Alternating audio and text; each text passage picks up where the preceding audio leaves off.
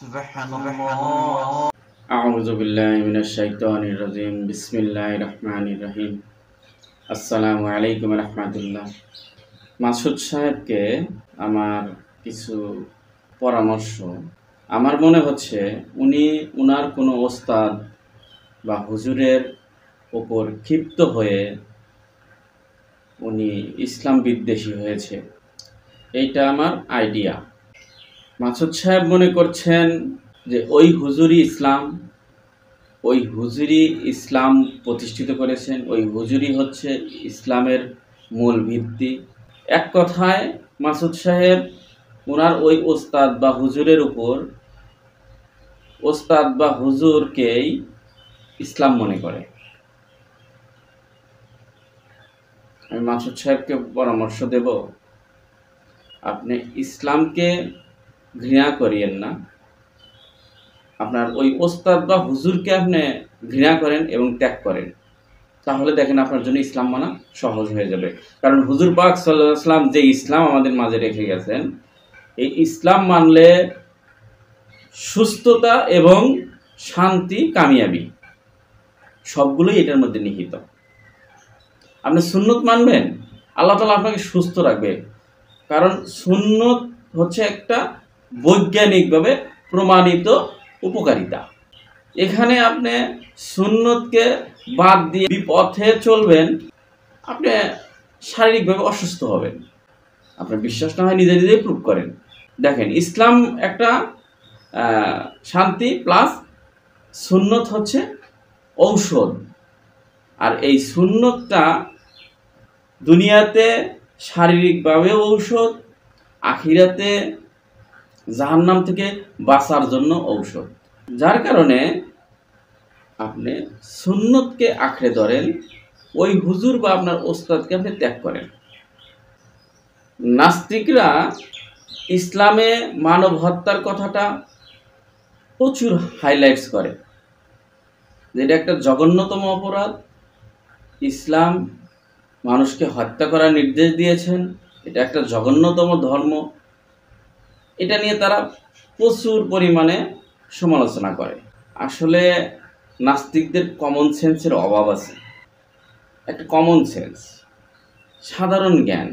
কোনো মানুষের বিরোধী আচরণ কেউ যদি করে, হয় তাকে হত্যা করে ফেলে, নয় তাকে শাসন করে।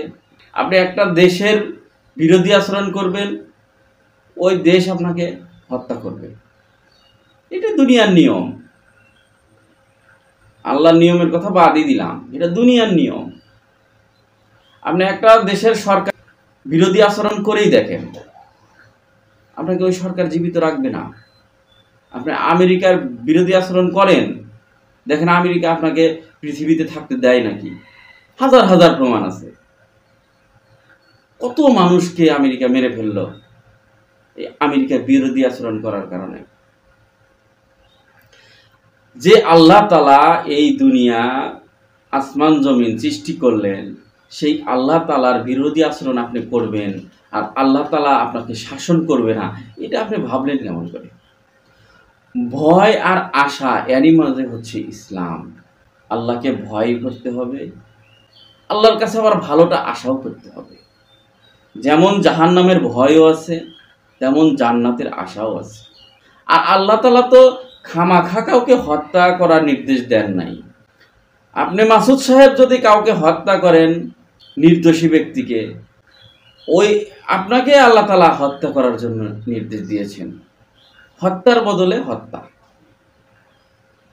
আর সেটা ব্যক্তিগতভাবে তো অবশ্যই না। ইসলামিক রাষ্ট্রে ইসলামের ওপর যে দেশ চলে, ওই দেশের প্রধানমন্ত্রী বা আমির, তার নির্দেশে এই হত্যা কার্যকর হবে। আপনি ব্যক্তিগত আক্রোশে একজনকে হত্যা করবেন, এটা একটা দেশের দণ্ডনীয় অপরাধ। যার কারণে ইসলামকে নিয়ে এরকম অপপ্রচার, ভ্রান্ত ধারণা মানুষের মাঝে সৃষ্টি করিয়েন না। নিজেও ভালো থাকেন। ইসলামটা আছে, ছিল, থাকবে, আপনি থাকবেন না। প্রত্যেকটা মানুষ মরণশীল। আমিও থাকবো না, কিন্তু ইসলাম থেকে যাবে। সত্যর জয় চিরদিনই হয়, সত্য থেকে যাবে, মিথ্যার মৃত্যু হবে। আপনি যে মিথ্যার পিছনে ছুটতেছেন নাস্তিক মাসুদ, এই মিথ্যা টিকবে না। কয়দিন? আপনার জীবন কয়দিন? 80 বছর না 100 বছরই বাঁচবেন আপনি, 120 বছরই বাঁচবেন আপনি। তারপরে একটা ভুল পথে চলছেন আপনি, একটা ভুল ধারণা নিয়ে চলছেন। আপনার বুদ্ধি শুদ্ধি এতই কমে গেছে, আল্লাহ, মানে এটা দিমাগে ধরে না যে আপনার বুদ্ধি কত কমে গেছে। আপনার একটা গাধার মতো আচরণ করতেছেন, গর্দভের মতো আচরণ করতেছেন, জ্ঞান শূন্য হয়ে গেছেন। যার কারণে ইসলাম নিয়ে সমালোচনা বাদ দেন, ইসলামের ভালোগুলো মেনে চলেন।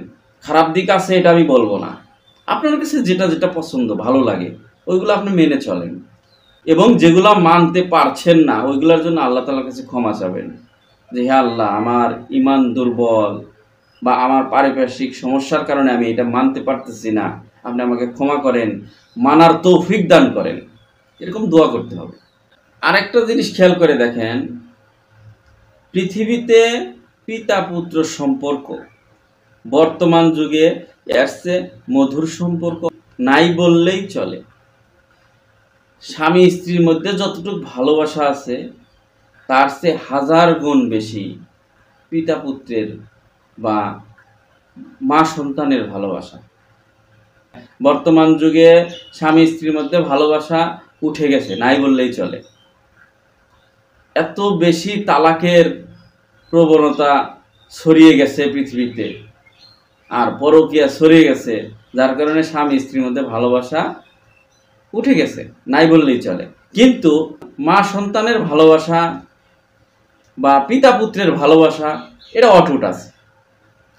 এটা বর্তমানে আল্লাহর রহমতে খুবই ভালো একটা সম্পর্ক। তারপরেও দেখেন, সন্তান যদি অপরাধ করে, পিতা মাতা তো মেরে ফেলতে পারবে না, কিন্তু অন্তত শাসন করা কিন্তু কেউ বাদ দেয় না। অপরাধ করলে শাসন করবেই। যে পিতা মাতা এত ভালোবাসে সন্তানকে, তারপরেও যদি শাসন করে, আর আপনি আল্লাহ তাআলার বিরোধী আচরণ করবেন, আল্লাহ তাআলা আপনাকে শাসন করবে না, এটা আপনি ভাবলেন কেমন করে? নাস্তিকদের উদ্দেশ্যে আরেকটি কথা, সমস্ত নাস্তিক বা সব নাস্তিকই আমাদের নেতা হুজুর পাক সাল্লাল্লাহু আলাইহি সাল্লামকে গালি দেয় প্রত্যেকটা আলোচনাতে। নাস্তিকদের প্রত্যেকটা আলোচনাতে হুজুর পাক সাল্লাল্লাহু আলাইহি সাল্লামকে গালি দেওয়া হয়, যদিও তারা গালিটা ঠান্ডা মাথায় দেন, রাগান্বিত হয়ে দেন না, যার কারণে মানুষ মনে করেন যে এটা গালি না, আসলে এটা গালি। চরম পর্যায়ে হুজুর পাক সাল্লাল্লাহু আলাইহি সাল্লামকে অপমান করা হচ্ছে, প্রত্যেকটা নাস্তিক অপমান করে, গালি দেয়, একদম বিশ্রী ভাষায় গালি দেয়। আমি সকল নাস্তিককে বলতে চাই, আমাদের দেশে যে সমস্ত বড় বড় দল আছে বর্তমানে, আওয়ামী লীগ বলেন, বিএনপি বলেন, জামাত বলেন, যে এই দলগুলোর প্রতিষ্ঠাতা যে মহান ব্যক্তিরা,